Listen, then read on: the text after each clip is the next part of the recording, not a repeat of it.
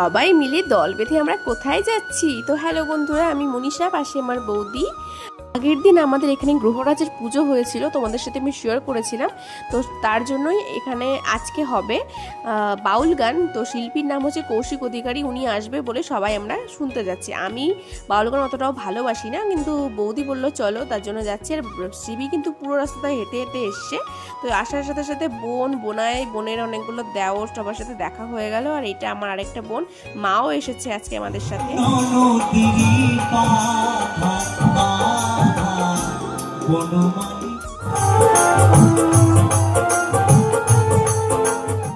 দেখেছো বন্ধুরা কতটা ভিড়, প্রচুর লোক হয়েছিল, জাস্ট দাঁড়ানোর জায়গা ছিল না। আমরা প্রায় 1 ঘন্টা পরে শিল্পীর মুখ দেখতে পেয়েছি। আর এই দেখো শিবি অনেকদিন পর মিমিকে কাছে পেয়েছে, এজন্য মিমির কোলে উঠে বসে আছে। আর এসে আমি একটু কোলে মাথা দিয়ে শুয়েছে বলে আমাকে দেখো কত আদর করছে।